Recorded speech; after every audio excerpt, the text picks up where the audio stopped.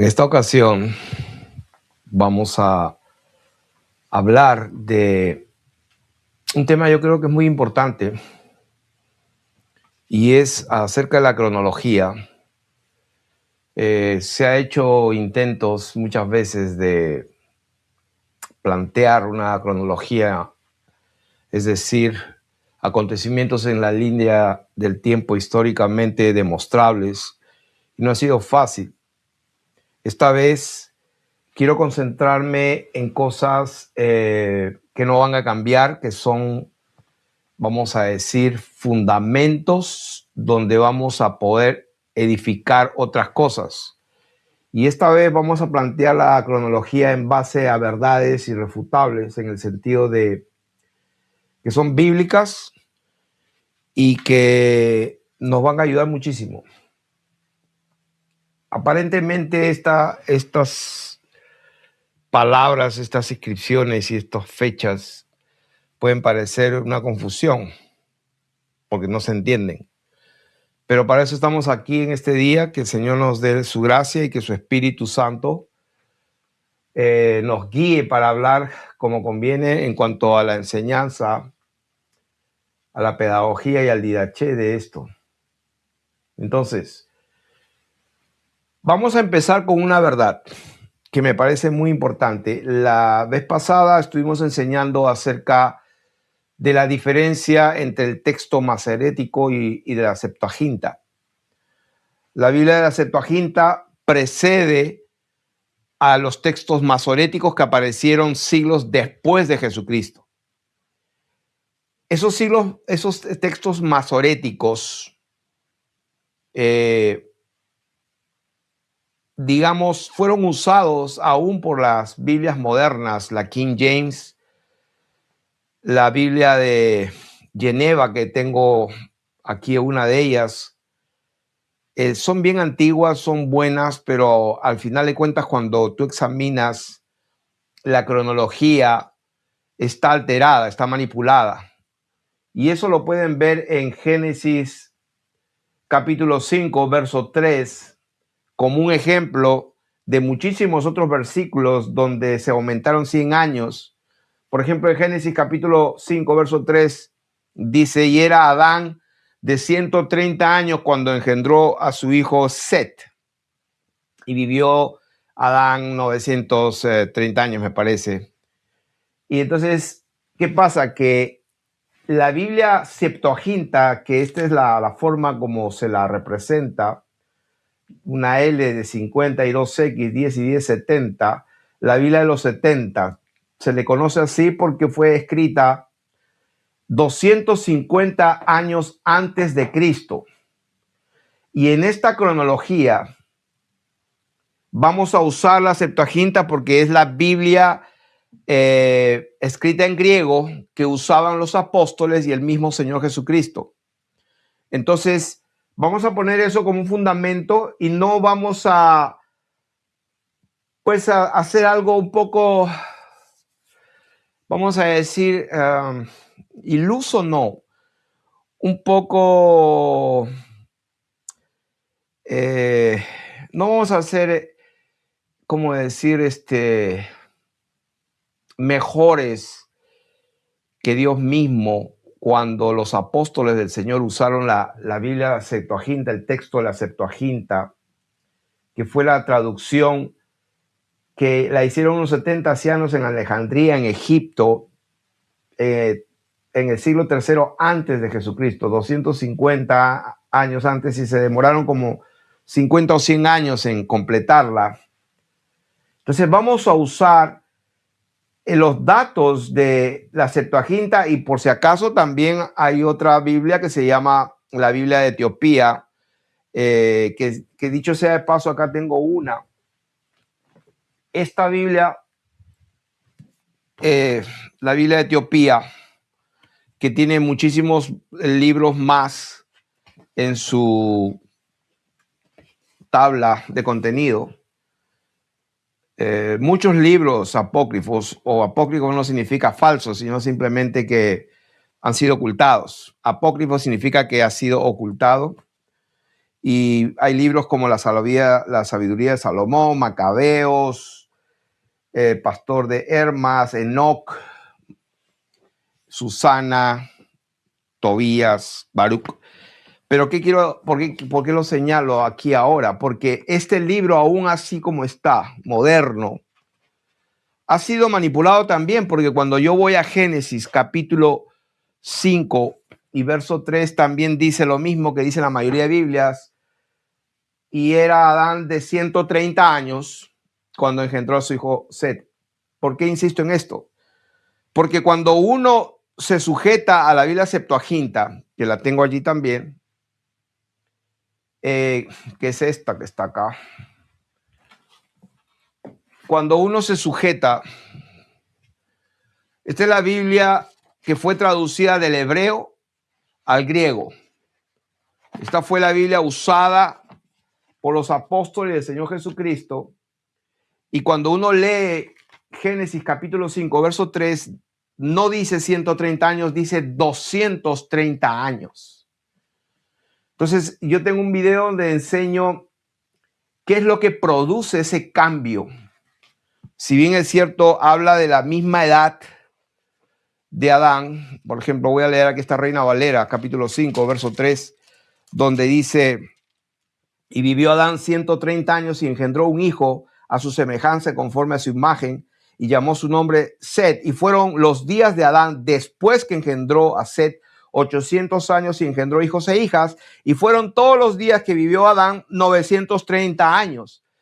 Y sí, en la Septuaginta también dice lo mismo, que murió a los 930 años, pero cuando dice que tenía 230 años cuando engendra a Set, y luego en la genealogía del capítulo 10 y de todos los patriarcas antiguos, se le va añadiendo 100 años a aquellos que engendraron a tal hijo y murió a tal edad.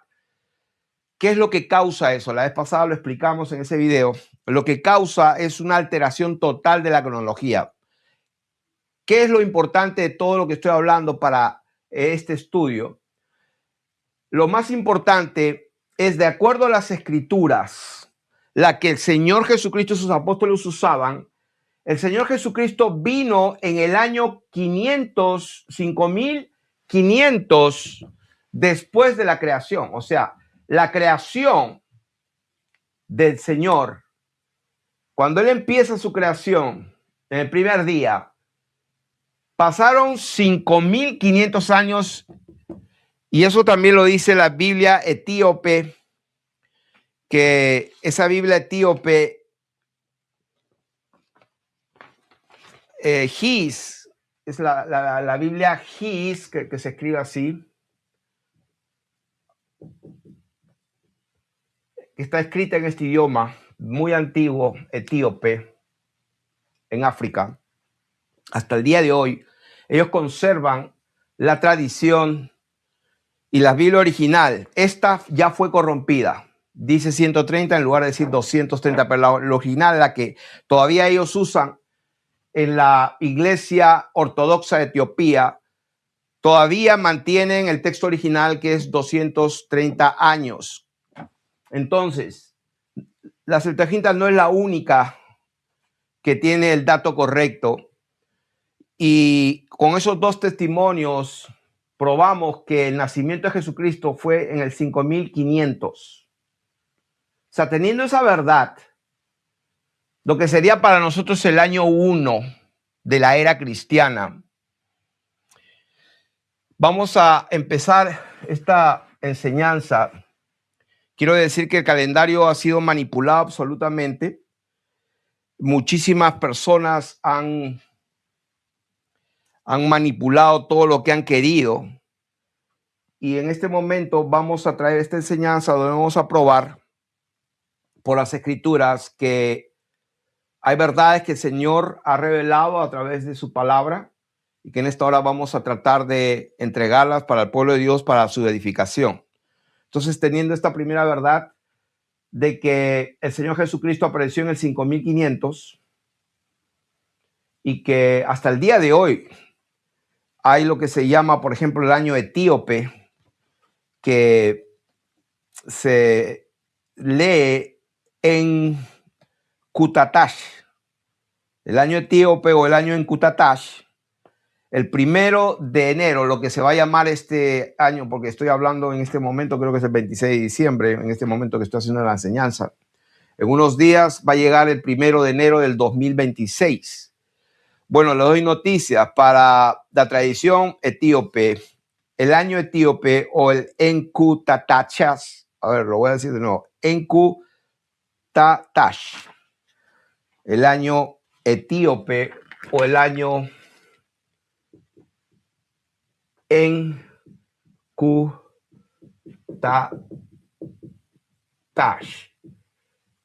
El 1 de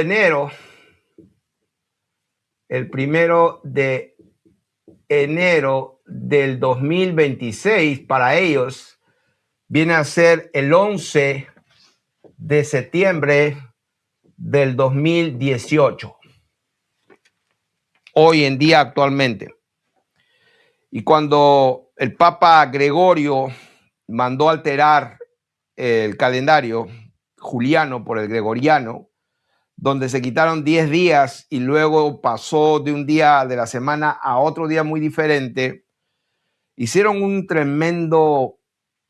tremenda confusión, una alteración que ha dañado muchísimo y es muy difícil de poder seguir una cronología que la gente pueda verlo claramente. Es muy difícil porque hay muchas cosas que han modificado, años que han añadido, acontecimientos que han repetido con personajes, los mismos personajes con diferentes nombres y etcétera, etcétera, de tal manera que seguir la cronología es tan difícil que no podemos verlo claramente. Por eso es esta enseñanza. Vamos a poner pilares, hitos, monumentos que no se pueden mover. Y por eso estoy empezando con 1500, el año que el Señor Jesucristo vino aquí. Ahora, vamos a leer Génesis capítulo 2 y vamos a ver que es importante que entendamos lo que dice la palabra de Dios, que como dice Pedro, que para el Señor un día es como 1000 años y 1000 años es como un día. Ese es muy importante. También la palabra del Señor dice, por ejemplo, en el Salmo 90, verso 4, porque 1000 años delante de tus ojos son como el día de ayer que pasó y como una de las vigilias de la noche. Entonces, en Génesis capítulo 2, lo que vamos a ver es qué es lo que hizo el Señor, vamos a leer el versículo 2. Y acabó Dios en el día séptimo la obra que hizo, tomando en cuenta lo que vamos a leer, que para el Señor un día es como 1000 años, y como dice, porque 1000 años delante de tus ojos son como el día de ayer. Salmo 94. Entonces, cuando la palabra de Dios dice que acabó Dios en el día séptimo la obra que hizo, y reposó el día séptimo de toda obra que hizo, y bendijo Dios al día séptimo y lo santificó, porque en él reposó de toda la obra que había hecho en la creación. No solamente en la tierra, sino en la creación. Sabemos que él hizo los cielos, la tierra, el mar, la fuente de las aguas y todo lo que hay en ellos. Entonces, ¿qué estamos diciendo con esto? Que de acuerdo a las escrituras, y vuelvo y repito, vamos a avanzar poniendo íconos, vamos a poner fundamentos, monumentos, hitos, cimientos para seguir construyendo.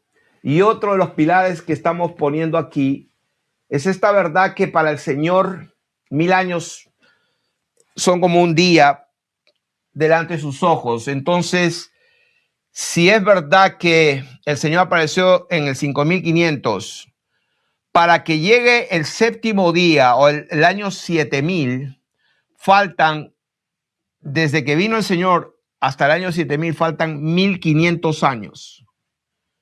O sea que eso es lo que tenemos que tener aquí en cuenta. Son de aquí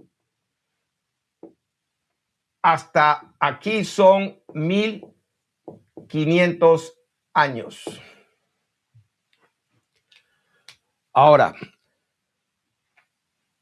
Vamos a dar más versículos para confirmar lo que estamos hablando en este momento. En Éxodo capítulo 31, versos 16 y 17.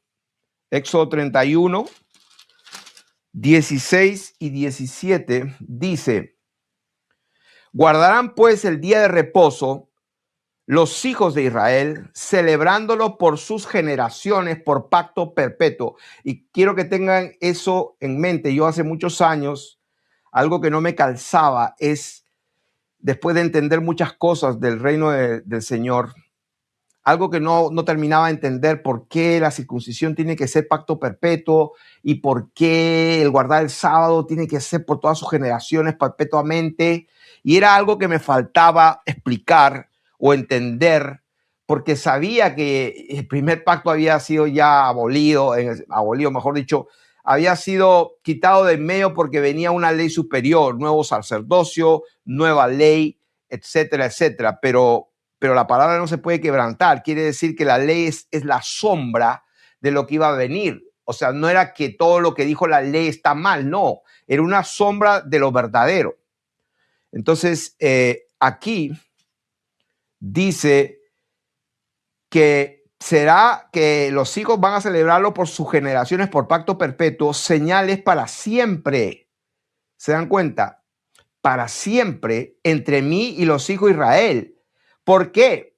Y acá está la unión de lo que él está diciendo, de ese pacto eterno que se va a celebrar, que va a haber algo que va a suceder en la relación de Dios con el hombre, el Dios que creó todo, con su pueblo, en una cosa eterna, y tiene que ver justamente en lo que Dios hizo en el principio, porque aquí dice, aquí une todo y dice, ¿por qué?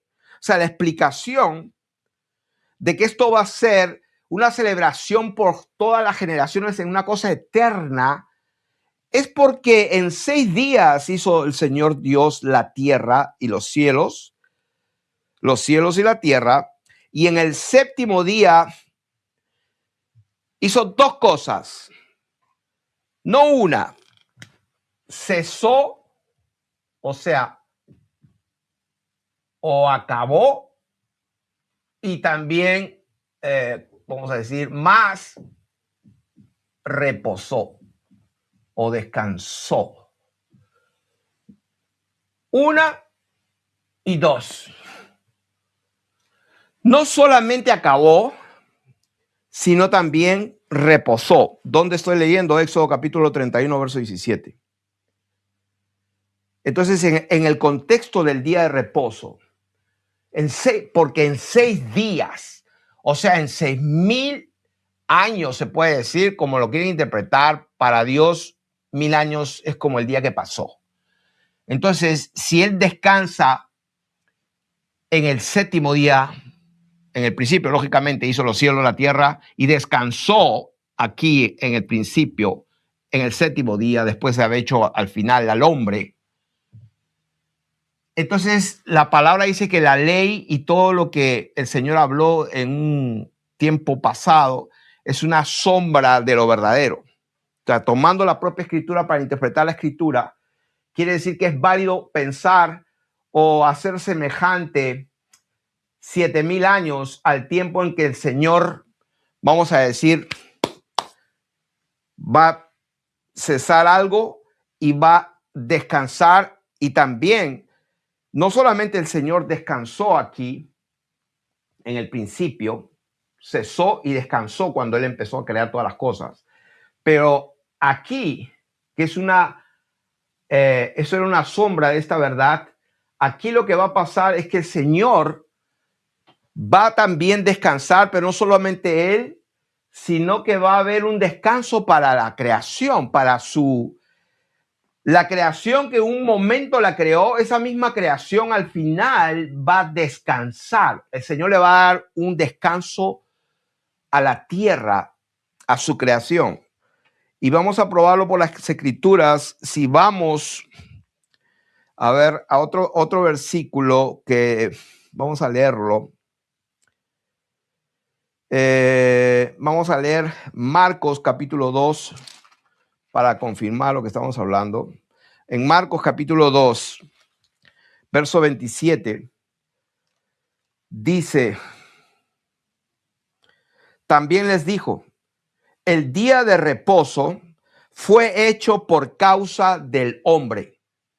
O sea, si nosotros nos detenemos y aplicamos nuestro corazón y nuestra fe para confiar que lo que el Señor dijo en sus sanas palabras es algo fidedigno y que es digno de confianza, que podemos ponerle toda nuestra fe para creer que eso es así, debería ser así. El Señor dijo que el día de reposo fue hecho por causa del hombre y no el hombre por causa del día de reposo. Quiere decir que cuando el Señor estableció sus leyes, sus pactos en un principio con su creación, en este caso con el hombre, el Señor reposó y descansó, cesó toda su creación y reposó el séptimo día y lo puso como un ejemplo para que se siguiera esa costumbre, esa tradición de guardar el día de reposo, pero eso no lo hizo para simplemente ser un rito religioso, farisaico, para juzgar y condenar a la gente, sino que lo hizo con un propósito eterno. Y el propósito eterno es que el día de reposo, él lo tenía en mente, lo mantuvo siempre, porque era para darle, al final de cuentas, el propósito eterno era para darle reposo al hombre mismo. O sea que si nos ponemos a pensar en la mente, en los propósitos y designios de Dios, lo que Él preparó para el hombre es algo maravilloso y tremendo. O sea, el día de reposo, o sea, Él descansó para que sepamos que un día la tierra misma y toda su creación va a descansar por fin y le va a dar un descanso de todo aquello que proviene de las tinieblas, de todo aquello que no es de Él. Por fin va a haber un alivio. La creación misma, dice la palabra de Dios, está gimiendo, está deseando, está anhelando, está sufriendo, está gritando por la redención, esperando ¿qué cosa? La manifestación de los hijos de Dios, la manifestación de los hijos de Israel. Estamos hablando del verdadero pueblo de Dios, no el estado actual de Israel, que prácticamente es un estado sionista, es un estado que seguían por el Talmud. Son verdaderamente lo que el Señor Jesús dijo, son la sinagoga de Satanás, literalmente. ¿Por qué? Porque el Señor dijo, por sus frutos los conoceréis. Entonces, ¿cuáles son los frutos? Bueno, analicemos lo que está pasando. O sea, si analizamos lo que está pasando, son los reyes de la pedofilia, son los reyes del genocidio. Y no lo digo yo, los hechos están en todos lados. Entonces, ¿a quién le corresponde juzgar? Pues al Señor Jesucristo, pero el Señor dijo juzgar con justo juicio. Entonces, ¿de qué estamos hablando?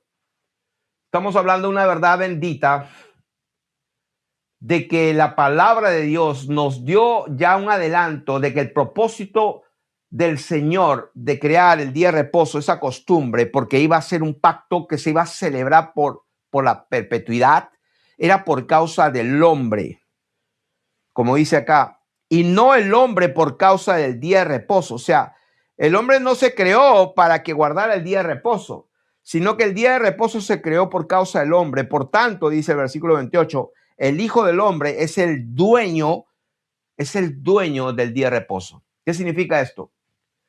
Que en el año 7000, Dios, en la culminación de los tiempos, va a ser el dueño de lo que va a suceder de allí para adelante. El Señor es el dueño de la eternidad, es el dueño del día de reposo. Entonces, cuando analizamos la verdad del Señor de esta manera, ¿qué hacemos? Concluimos que Dios reposó y bendijo en el día séptimo. El Señor mandó a celebrar el día de reposo por sus generaciones por pacto perpetuo, que es una señal entre Dios y los hijos de Israel. Él descansó, cesó y reposó. Esto es lo que estamos viendo. Ahora, si vamos a analizar ahora Hebreos capítulo 3 y vamos a empezar del versículo 12, cómo unimos esta verdad con toda esta línea del tiempo. Hebreos capítulo 12. Y vamos a tener una lectura un poco, vamos a leer del 12 y vamos a llegar hasta el capítulo 4 y hasta el versículo 10. Perdón, estoy hablando de Hebreos capítulo 3.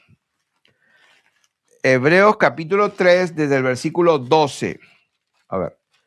Hebreos capítulo 3, versículo 12, y vamos a ir hasta el capítulo 4 y vamos a terminar el versículo 10.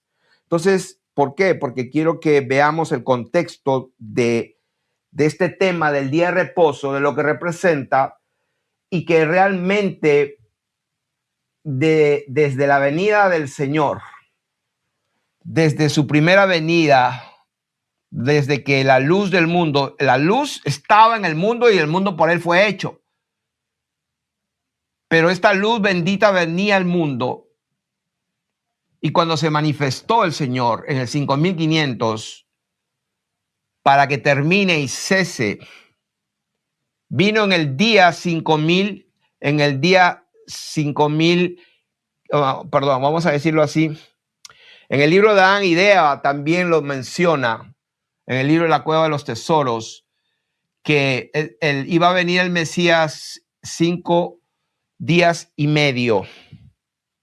Tercer testimonio. Entonces, cuando aparece al mundo para reposar totalmente por la eternidad, le quedaron 1500 años. Sabemos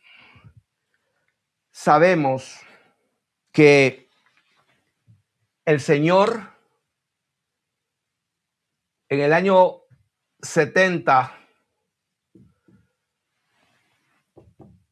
el Señor Jesucristo vino, destruyó Jerusalén y estableció su reino en la tierra cuando le dijo a sus discípulos, no les toca saber los tiempos o las sazones, que significa el cronos o el cario, pero recibiréis poder. Eso es lo que me importa. Ustedes van a recibir poder y me serán testigos hasta lo último en la tierra. Y eso se cumplió y duró 1000 años. Lo que de aquí se llama el milenio, que esto sería 1070.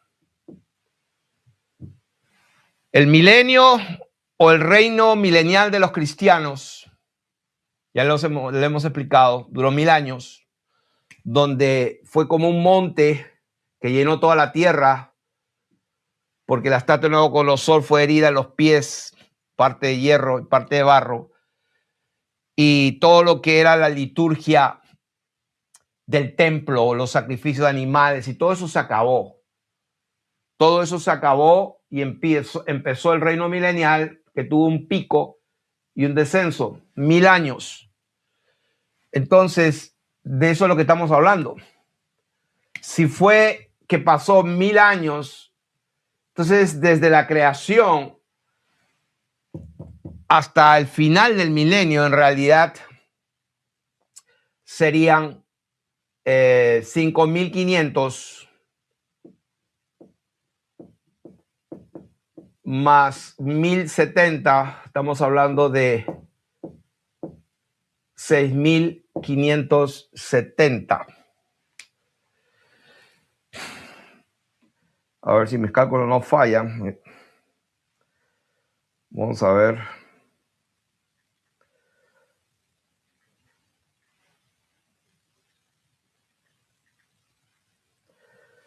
Ok.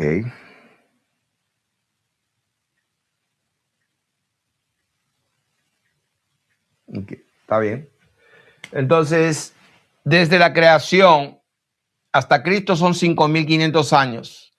El Señor vino en el año 70, no pasó la generación, que fueron 40 años. El Señor dijo, no pasará esta generación hasta que todo esto que he dicho se va a cumplir. Y se cumplió. Fueron 40 años esa generación, lo vieron, y algunos de los que estaban, de sus discípulos que estaban allí con él cuando él lo dijo, también lo vieron. El Señor dijo, hay algunos aquí que no gustarán la muerte antes que vean venir al Hijo del Hombre con todo su poder y toda su gloria. Eso ya pasó. El cristianismo se estableció, las grandes catedrales, y ese reino milenial se cumplió, y el diablo pues ha ocultado todo eso, haciéndonos creer que la Edad Media era una edad oscura, ¿no? Pero hasta el día de hoy no pueden replicar o duplicar una de esas construcciones majestuosas. Entonces eso ya lo hemos venido explicando de otras maneras, con otras pruebas, pero en este momento nos estamos concentrando en la cronología. Entonces, estábamos citando una escritura de Hebreos capítulo 3 y dice, mirad, hermanos, que no haya en ninguno de vosotros corazón malo de incredulidad para apartarse del Dios vivo. El Señor a través de ese apóstol está hablando a la iglesia, al Israel de Dios. Antes exhortados los unos a los otros cada día, entre tanto que se dice hoy, para que ninguno de vosotros se endurezca por el engaño del pecado. Porque somos hechos participantes de Cristo, con tal que retengamos firme hasta el fin nuestra confianza del principio, entre tanto que se dice, si oyereis hoy su voz, no endurezcáis vuestros corazones como en la provocación. ¿Quiénes fueron los que, habiendo oído, le provocaron? ¿No fueron todos los que salieron de Egipto por mano de Moisés? Se dan cuenta que el apóstol está relacionando lo que pasó antiguamente en la ley, lo transfiere al tiempo moderno en el que vivía y está uniendo lo que era la sombra con la realidad. ¿Quiénes fueron los que hicieron enojar a Dios? ¿No fueron los que salieron de Egipto por mano de Moisés? ¿Y con quién estuvo él disgustado 40 años? ¿No fue con los que pecaron, cuyos cuerpos cayeron en el desierto? ¿Y a quienes juró que no entrarían en su reposo? Entonces, cuando la gente piensa, oh, el Señor le prometió un reposo, la tierra que fluye leche y miel, y sí, son sombras, son figuras, son comparaciones, pero no era la realidad. El Señor no le estaba diciendo que cuando entren en Canaán, donde estaban los jebuseos, los jejeseos, los ananeos y todos los feos, vamos a decirlo así, ese era el lugar donde iban a reposar, tierra linda y hermosa que fluye leche y miel. Sí, era una buena tierra, pero Dios no estaba mirando en el pasado de Egipto, ni siquiera estaba mirando el monte Sinaí cuando se le dieron las tablas a Moisés, que le dio la ley. Él estaba mirando aquí el final, cuando él verdaderamente va a hacer cesar y va a hacer descansar por fin al hombre, porque lo creó para esto. Y aquí están las promesas del Señor, se ven claramente. Entonces, aquí dice, ¿y a quiénes juró que no entrarían en su reposo?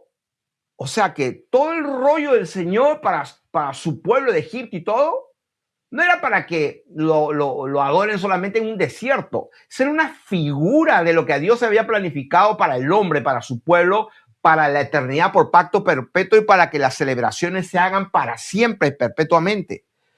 Entonces dice, ¿a quiénes juró que no entrarían en su reposo, sino a aquellos que desobedecieron? Y vemos que no pudieron entrar a causa de incredulidad. Oh, no entraron a la tierra prometida, ni siquiera Moisés, solamente la vio de lejos. Sí, pero eso es figura y sombra de lo eterno. Y lo vamos a ver acá. Dice, temamos pues, no sea que permaneciendo aún la promesa. O sea, esto había pasado miles de años antes. El Señor está hablando a los hebreos, aquí por el año, pues vamos a decir por el año 5500 y pico, donde estaba el Señor Jesús. Y dice, temamos pues, no sea que permaneciendo aún la promesa de entrar en su reposo, alguno de vosotros parezca no haberlo alcanzado. O sea que no estaba hablando ni refiriéndose a la tierra de Canaán, donde estaban los pueblos paganos de los cananitas, porque está hablando de otra cosa. Dice, a esta gente no les aprovechó porque el oír la palabra por no ir acompañada de fe en los que la oyeron, pero los que hemos creído entramos en el reposo de la manera que dijo. Por tanto, juré en mi ira, no entrarán en mi reposo, aunque las obras suyas estaban acabadas desde la fundación del mundo. ¿Se dan cuenta? Cómo el Señor no desliga, no separa, sino que para Él está unida el momento en que creó en 6 días los cielos, la tierra, el mar y la fuente de las aguas, y cesó y descansó en el 7º día. O sea, para Él está constantemente presente eso. Por eso que en el libro de Hebreos lo dice también, hablando del pueblo que salió de Egipto, dice, por tanto, juré en mi ira, no entrarán en mi reposo, aunque las obras suyas estaban acabadas. El Señor las acabó desde la fundación del mundo, porque en cierto lugar dijo así del 7º día, y reposó Dios de todas sus obras en el 7º día. ¿Se dan cuenta? No podemos quitar esta verdad en la cronología, 5 días y medio, que son 5.500 días, y el día que reposó en el año 7.000, no podemos quitarlo porque la escritura está allí. Entonces, en cierto lugar dijo, y reposó Dios de todas sus obras en el 7º día, y otra vez aquí no entrarán en mi reposo. O sea que está bien unido. Por lo tanto, puesto que falta que algunos entren en él, y aquellos a quienes primero se les anunció la buena nueva, no entraron por causa de desobediencia, otra vez determina un día. O sea, otra vez determina un día porque lo otro fue una sombra, una figura de lo verdadero. Hoy, diciendo, después de tanto tiempo, por medio de David, como se dijo, si oyereis hoy su voz, no endurezcáis vuestros corazones. Y acá dice la explicación, porque si Josué les hubiera dado el reposo, no hablaría después de otro día. O sea, aquí está pues ratificando lo que acabamos de decir hace un momento, que en la mente de Dios no estaba entrar a la tierra de Canaán, porque Josué no, todos sabemos que Moisés no pudo entrar, solo la vio de lejos, porque pues a Dios no le gustó lo que pasó antes de eso, y le dijo, tú no vas a entrar, va a entrar Josué. Entonces Josué entró con el pueblo, tuvo que circuncidar a toda esa generación que no había sido circuncidada, que había nacido en el desierto. Al final Josué pasó, pero la Biblia dice que Josué prácticamente cuando llegaron ahí, eso no era el reposo. Lo que dice acá, porque si Josué les hubiera dado el reposo, porque llegaron a entrar después de tomar Jericó y entraron, porque si Josué les hubiera dado el reposo, no hablaría después de otro día, está hablando de otra cosa. Por tanto, dice, queda un reposo para el pueblo de Dios, queda un reposo para el pueblo de Dios, porque el que ha entrado en su reposo también ha reposado de sus obras como Dios de las suyas. ¿Qué significa esto? Que cuando Dios está hablando que Dios ha reservado un reposo para el pueblo de Dios, y acá lo ratifica, dice, porque el que ha entrado en el reposo de Dios ha reposado de sus obras, así como Dios también. Quiere decir que en el 7º día, no solamente Dios ya como que va a reposar, sino que Dios le va a dar a la tierra, a su pueblo y a todas las cosas de lo que ha creado, un descanso total, un alivio total. Por fin, un alivio. Entonces, de eso estamos hablando. Y ahora sí, vamos a ver si vemos un poco mejor esta línea del tiempo.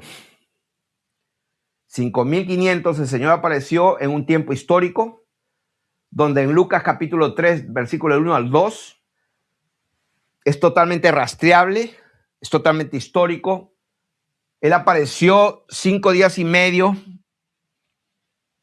en un tiempo rastreable en el Imperio Romano, bajo el reinado de el emperador Tiberio César, siendo gobernador de Judea Poncio Pilato y siendo tetrarca Herodes. Porque toda esa zona se había dividido en 4 partes, por eso le llaman tetrarca de 4 partes y Herodes era tetrarca de ese tiempo en ese lugar. Entonces, está documentado la aparición del Señor en esta fecha y estamos viendo y analizando que hay un reposo todavía, que está hablando de otro reposo, no el de la tierra de Canaán con Josué cuando entró a la tierra prometida, sino está hablando de otra cosa y de eso queremos hablar. Así que vamos a ver ahora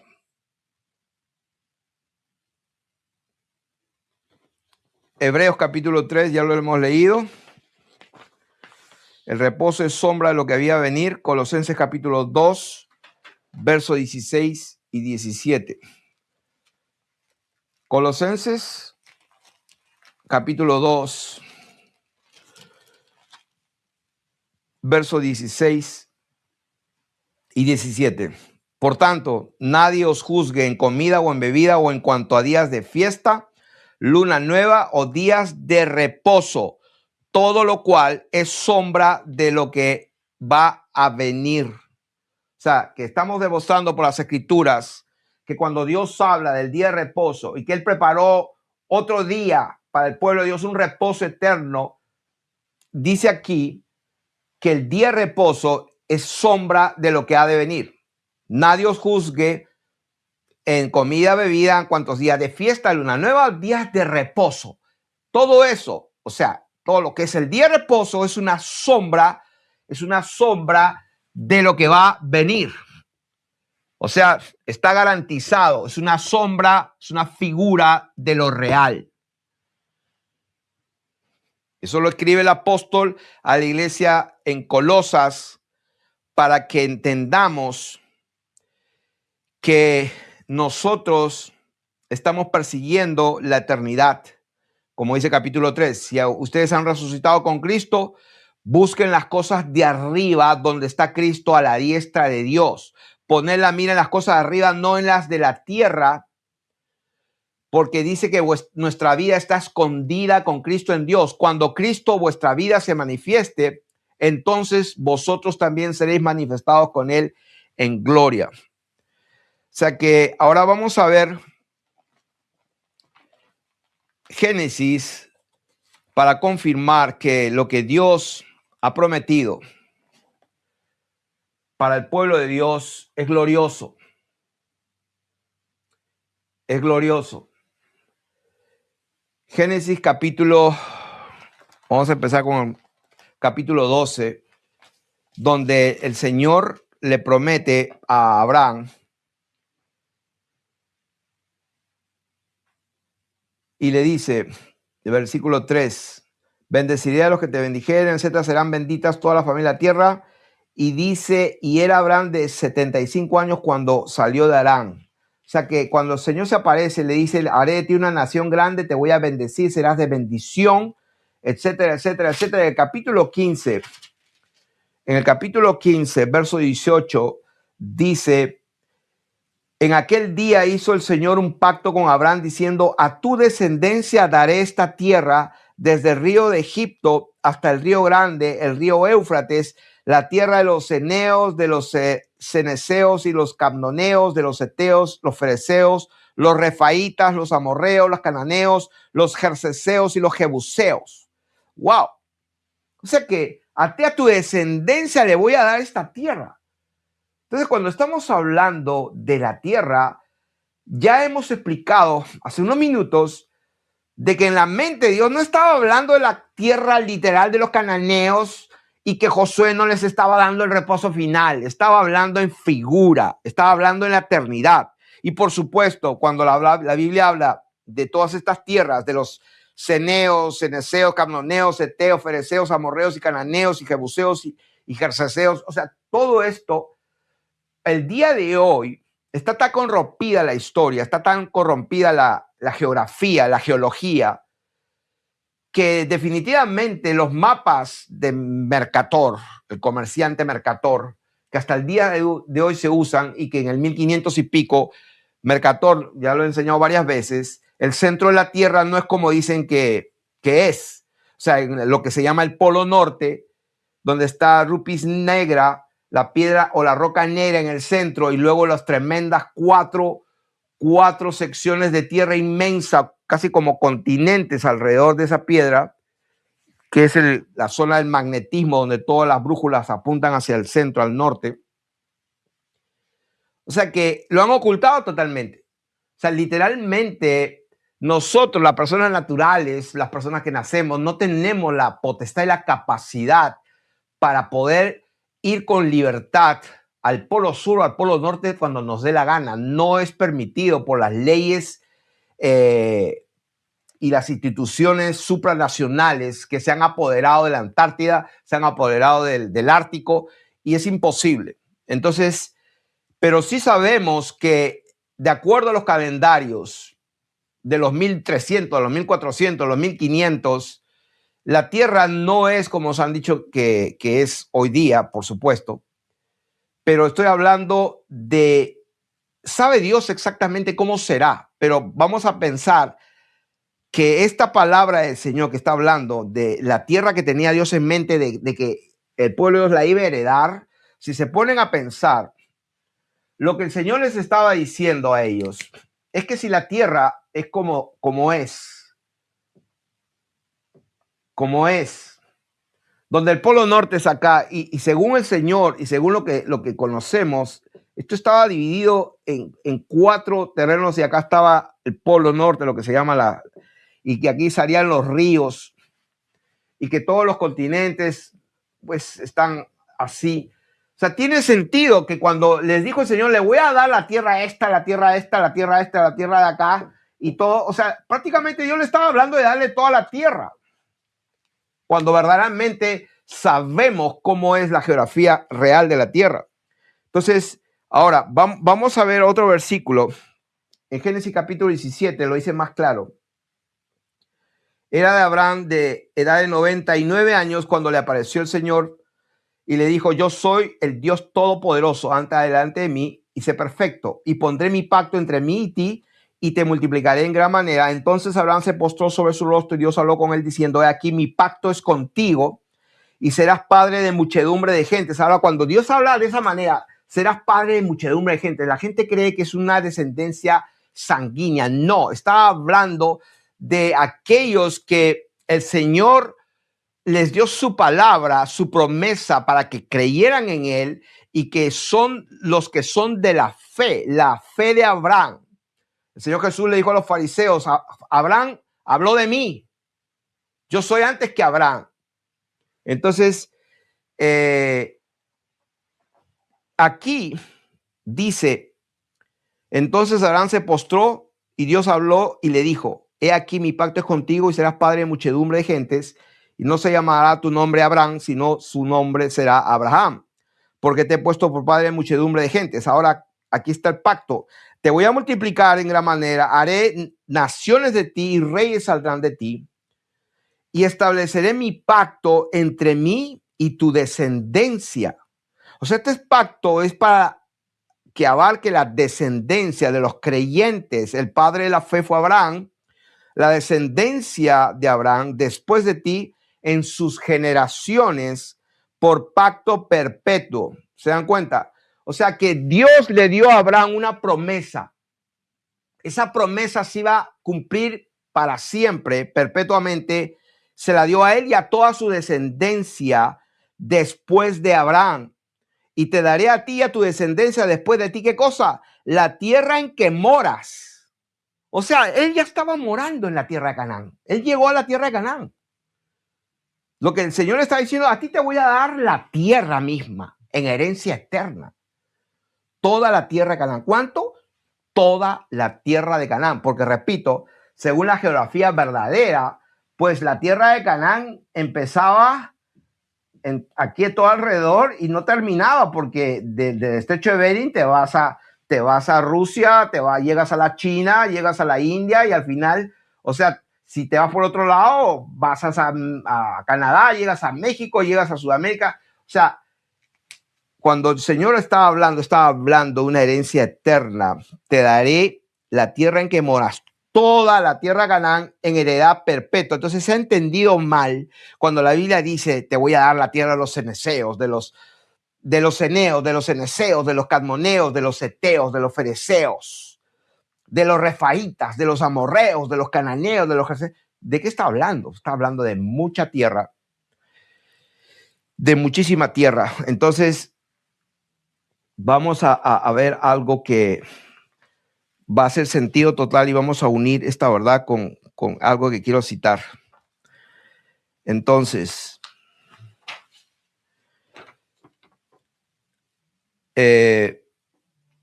vamos a ver Gálatas capítulo 3, 16, porque es importantísimo que nosotros veamos esto. Antes de ir a Gálatas, quiero ver primero Romanos 4:13.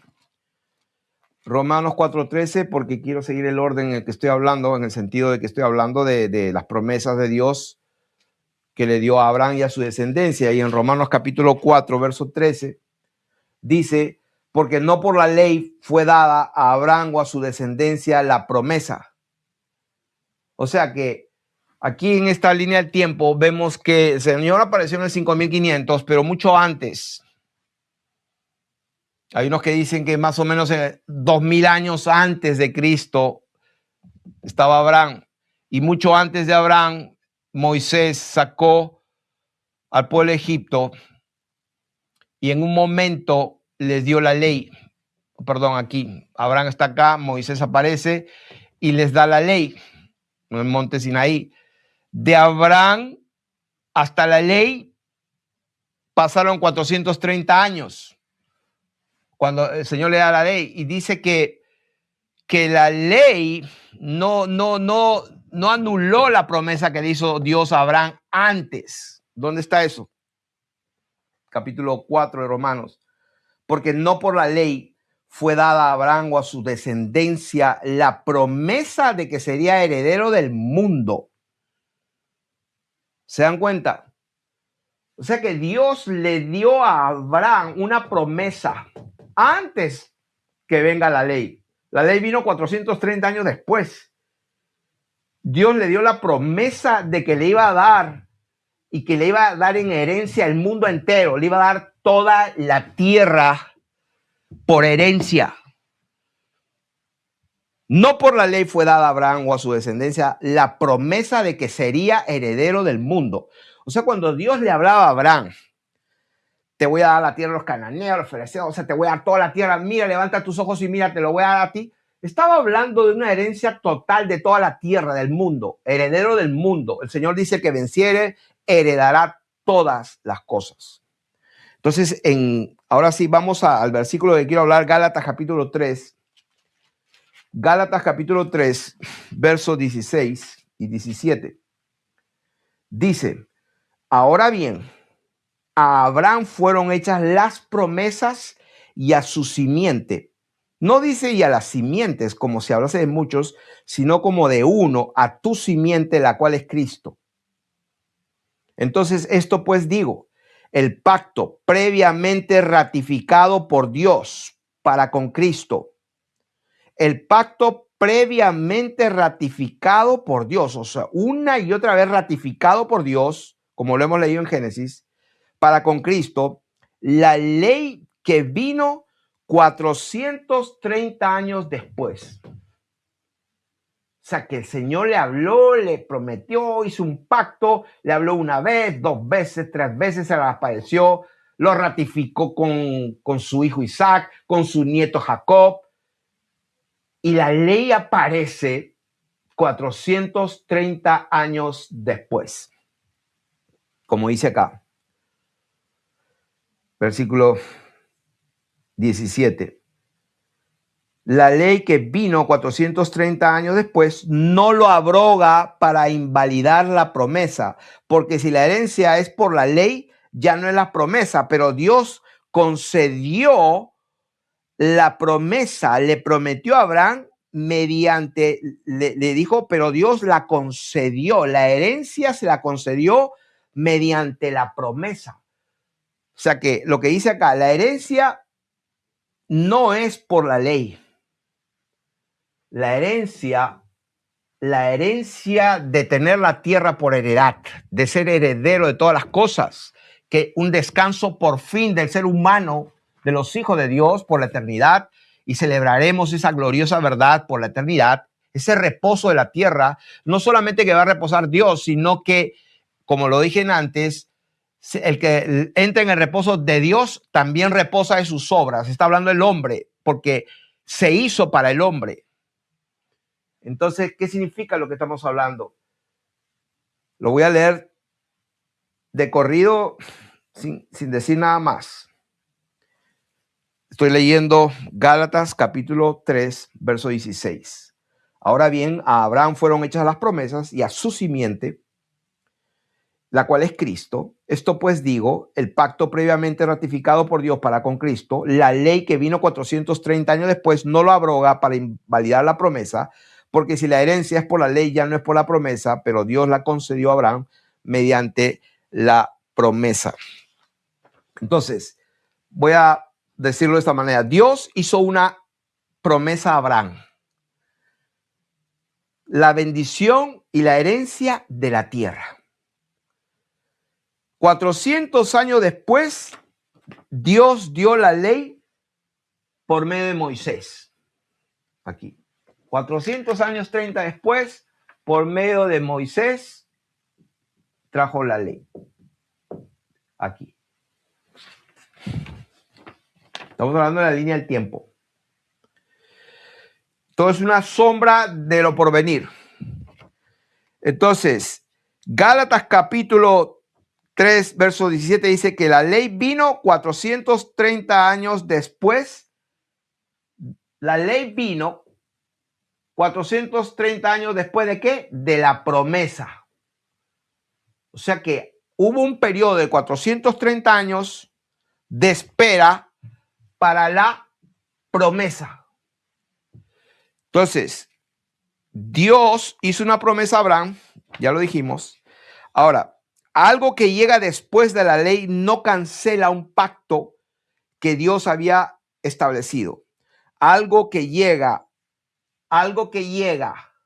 después de la ley, dice, no cancela un pacto que Dios hizo, dice que Dios había hecho ya o que ya había establecido, no lo cancela, que la promesa.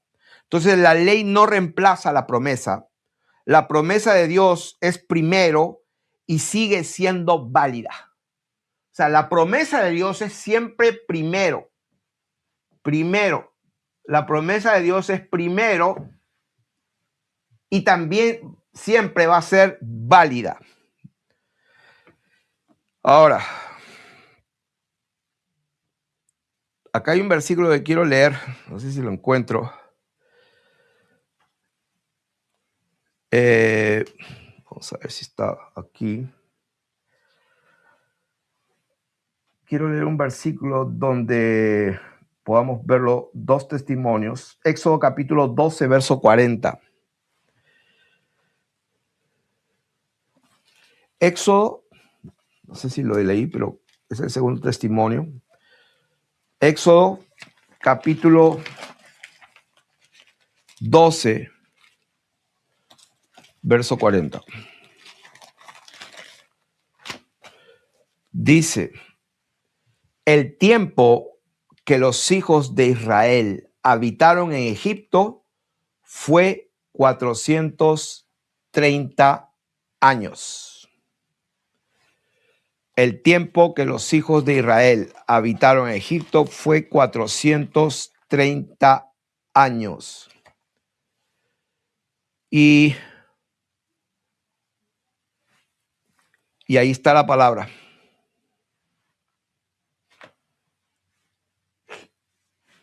Éxodo, aquí lo había escrito, Éxodo 12:40. El tiempo que los hijos de Israel habitaron en Egipto fue 430 años.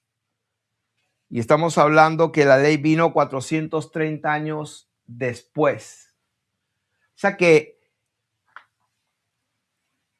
el tiempo que los hijos de Israel estuvieron en Egipto fue 430 años.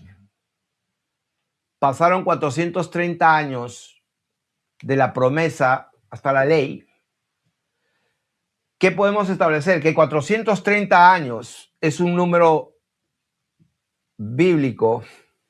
Y hay otro versículo más, me parece. No sé si hay alguien que lo pueda estudiar. Creo que hay otro versículo más donde habla de ese periodo de tiempo.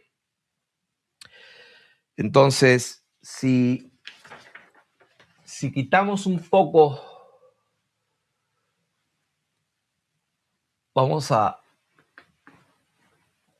yo sé que si hay algo que es muy difícil de comprender, yo le estaba explicando a mi esposa un poquito y ella me dijo, no entendí nada. Wow. Es que y yo me di cuenta, Dios mío, es que no es fácil. Yo mismo cuando veo estos apuntes, veo estas líneas y trato de volver a hacerlas. Dios mío, no es fácil, pero vamos a intentarlo. En la línea del tiempo, a ver, vemos que el Señor Jesucristo aparece en el año 5500. Vemos que lo que dice Éxodo 12, el tiempo que los hijos de Israel habitaron en Egipto fue 430 años. O sea, el tiempo que el pueblo de Dios estuvo en Egipto, o sea, de aquí a aquí, todo este tiempo fue 430 años. Ahora, antes de esto, Dios le había dado, o sea, antes, ya lo vimos, a Abraham, Dios le dio la promesa. Y después que salieron de Egipto, Dios aquí les da la ley. Y desde la promesa de Abraham hasta la ley también son 430 años. Ya hablamos de la creación y cómo Dios no desliga, o sea, no, vamos a decir, no elimina, no descarta la relación que hay entre la creación, el día de reposo, cuando él acaba y reposa. Desde el principio, para él, es una figura y una sombra. Entonces, en base a eso, el día séptimo sería el año 7000 de la creación. De la creación se le llama año mundi, o sea, el año del mundo. El año es el año domini o el año del Señor. Entonces estoy hablando del año de la creación, año mundi, que es en latín es anno mundi.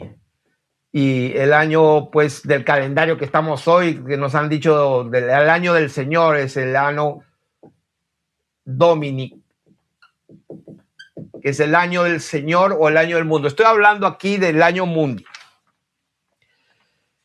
La fecha de hoy, del año gregoriano 2000, vamos a decir, hoy día, diciembre,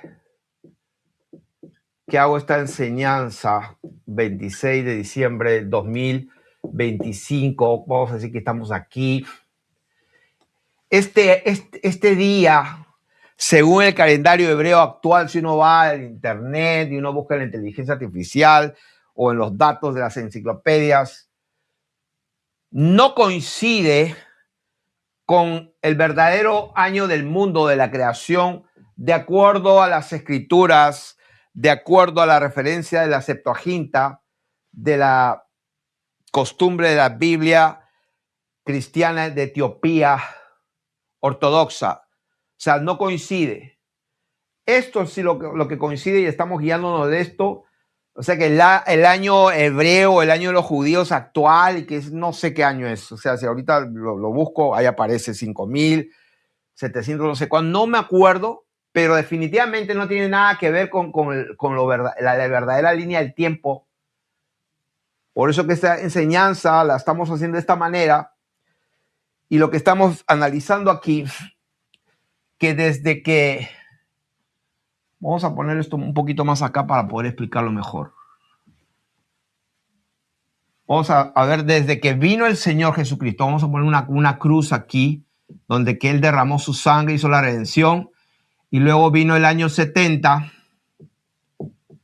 donde el Señor vino, estableció su reino hasta el año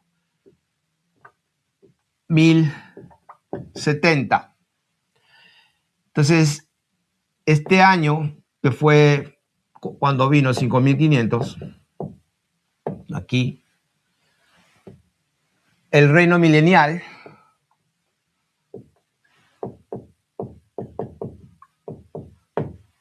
entonces 1000 años de aquí hasta acá serían, como ya lo leímos, llegamos a la conclusión de que aumentaron, si sumamos 5500 más 70 más 1000, estamos aquí, el año mundi, el año de la creación, sería aquí 6570, cuando termina el milenio y es soltado Satanás, aquí.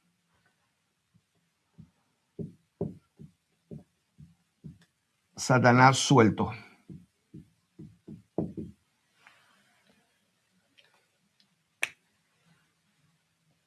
Que desde la creación hasta que Satanás lo sueltan es 6570. Y para que llegue el año 7000 de aquí, faltan 430 años.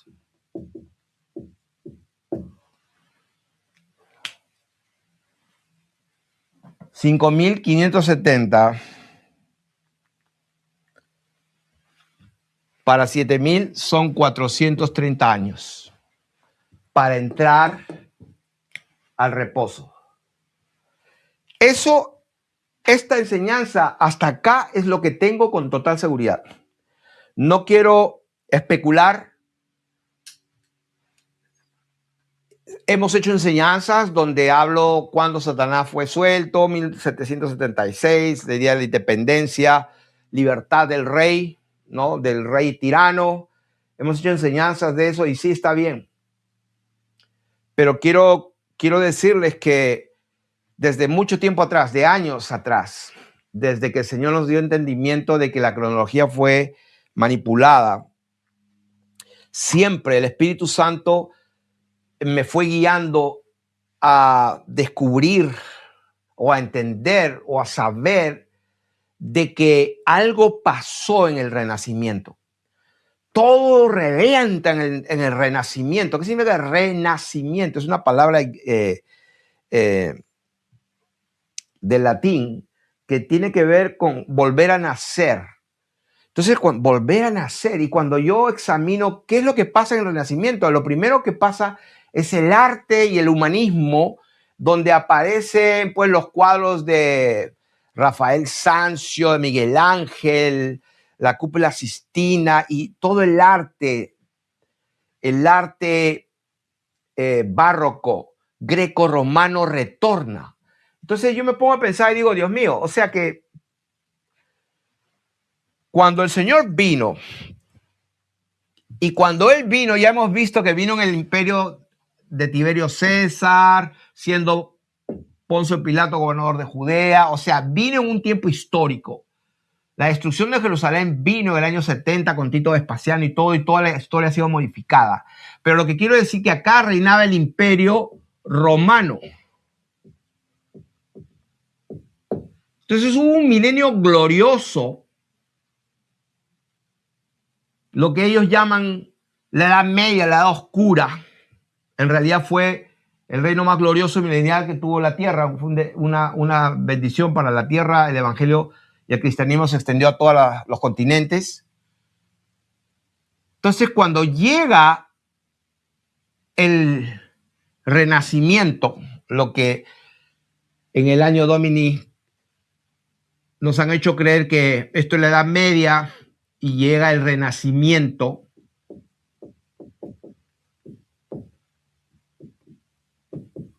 entonces cuando vemos el renacimiento, el renacer, entonces el Espíritu de Dios como que ponte a pensar qué significa renacimiento y qué pasaba en el renacimiento, puras obras de arte y todo al arte greco-romano, o sea, después de 1000 años, volver de nuevo al arte de este tiempo. Tiene sentido entonces, porque el Imperio Romano fue destruido, la bestia y todo su sistema fue destruido. El diablo fue atado, encarcelado para no engañar más, y cuando es soltado, hay un renacimiento de lo que pues el diablo dejó atrás, el Imperio Romano y todo lo que hacía. Entonces, brevemente, cuando yo me pongo a ver qué es lo que pasó en el Renacimiento y hice un análisis de lo que pasó, y tengo acá cinco puntos que hablan mucho del Renacimiento. Y antes de borrar esto, quiero decir que en el Renacimiento, lo voy a mencionar. Número 1, el humanismo. El hombre como centro del conocimiento. Número 2, la difusión masiva del saber, porque se inventó la imprenta con Gutenberg. Y todo esto en el Renacimiento, y de acuerdo a las enciclopedias, ¿cuándo empieza el Renacimiento? Bueno, ellos no tienen una fecha fija, pero el descubrimiento de América, la imprenta y todo empieza de los 1400, 1500, más o menos. Por eso es que no quiero hablar de fechas exactas, porque la cronología ha sido tan manipulada que lo que tenemos seguro es todo lo que he explicado. 5500 aparece el Señor Jesucristo, 6570 es cuando Satanás es suelto, estamos hablando del año de la creación, y luego quedan 430 años para que se cumpla el reposo y la promesa eterna.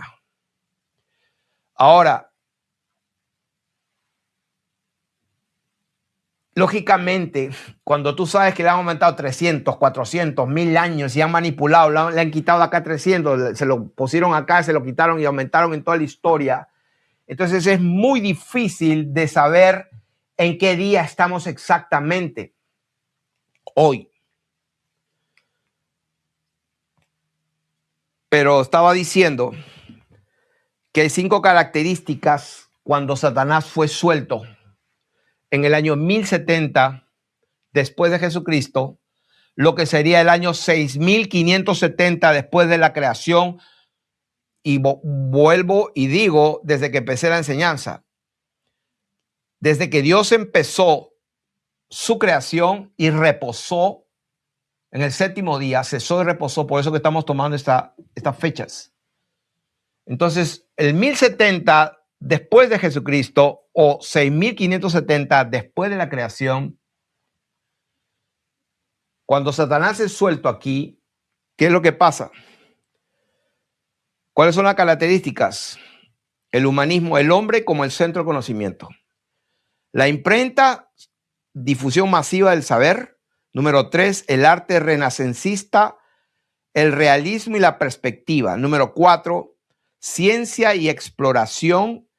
Aparece el heliocentrismo y descubrimientos geográficos. Aparece por primera vez Copérnico y te trae la esferita que está girando y girando, inclinado en un eje imaginario, suspendida en el aire, a 1.600 kilómetros por hora.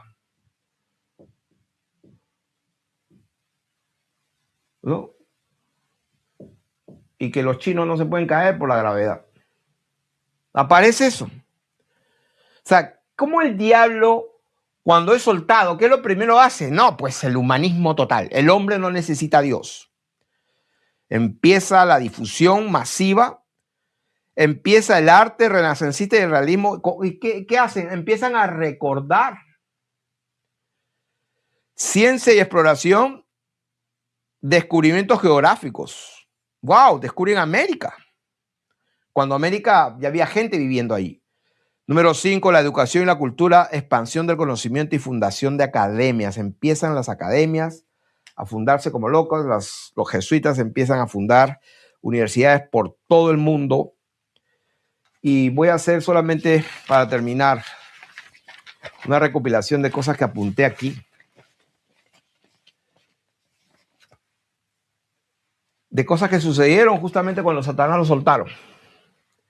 El reseteo del calendario gregoriano.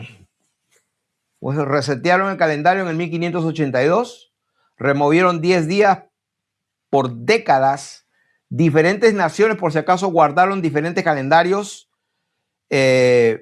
causando una tremenda confusión. El hecho de que en 1582 el Papa Gregorio, con un decreto ahí, cambió el calendario, eso no significa que todos los países empezaron a vivir como si fuera, pues sí, ¿verdad? Todo está normal, no. Se demoraron muchísimos años. Y que yo sepa, hubieron países que hasta 1900 y pico recién cambiaron su calendario. Y en el día de hoy, en la tradición etíope, siguen en el año que debe de ser. Entonces, para que se den cuenta lo que pasó cuando el diablo fue soltado, cómo empezó a cambiar todo. El heliocentrismo, los escritos de Copérnico aparecieron en 1543. Galileo aparece en 1610. El nacimiento de la ciencia. En 1660 la Royal Society fue fundada. 1687 Isaac Newton con su obra de principios matemáticos. Y para los que no saben, Isaac Newton fue uno de los primeros que también se metió en la cronología histórica y modificó un montón de cosas en su libro, que él tiene un libro que se metió a escribir eso. Isaac Newton. Nacieron los sistemas financieros en el año 1609 con el Banco de Ámsterdam y el Dutch Bank. Crearon la primera corporación internacional con el poder de imprimir, comerciar y escribir la historia en representación de los imperios. O sea, ahí aparece Scaliger y Petavius pues ellos son los que interpretaron toda la cronología y repito, crearon la primera corporación internacional con el poder de imprimir, comerciar y escribir la historia en representación de los imperios. Quien controla el flujo del dinero, controla el flujo de la memoria. Hay un dicho. Entonces también vino la redefinición de los espíritus en los años 1600. O sea, ¿qué significa eso? Que antes pues se hablaba de espíritus de demonios, la gente está endemoniada, la gente tiene demonios, son espíritus inmundos, y entonces empezaron a llamarlos opresión espiritual. Lo que se llamaba posesión o opresión espiritual, empezaron a llamarla enfermedad mental. El mundo experimental se medicalizó por la Big Pharma y nació la gran farmacia, la gran farmaquía, que en griego farmaquía significa hechicería. En 1611, la Biblia de la versión King James fue publicada y contenía los libros apócrifos, y poco a poco los quitaron. O sea, cuando aparece la versión de la King James en 1611, contenía los libros apócrifos. Y poco a poco lo fueron quitando porque se dieron cuenta que eran peligrosos. Así que les recomiendo que todos los que son apócrifos, léanselos en oración y que el Espíritu Santo los guíe. Luego nacen las redes sociales de las élites. La orden jesuita nace.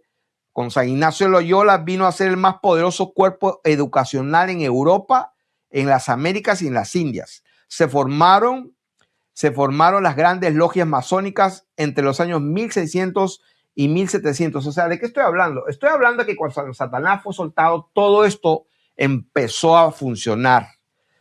Se remapearon el mundo, los imperios colonizadores se expanden, empiezan a coleccionar artefactos, redibujaron los mapas geográficos, construyeron los primeros museos, las civilizaciones enteras fueron renombradas. Por ejemplo, Tartaria nunca más se ha estudiado. Los niños, los jóvenes no saben qué es Tartaria, pero están en los mapas, en los libros muy antiguos, están sus banderas, están en los mapas por todos lados, cambiaron sus nombres originales. Hay mapas allá por la zona del estrecho de Bering, en el lado de, vamos a decir, en el lado de Rusia, para ese lado, hay mapas donde dice literalmente Tenduk, donde los cristianos reinaron.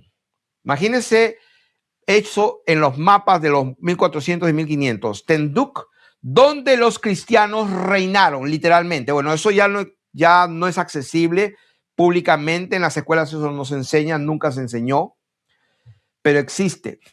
Entonces todo esto empieza a aparecer, como repito, los calendarios se empiezan a normalizar, nacen las nuevas medidas de tiempo y el sistema métrico decimal.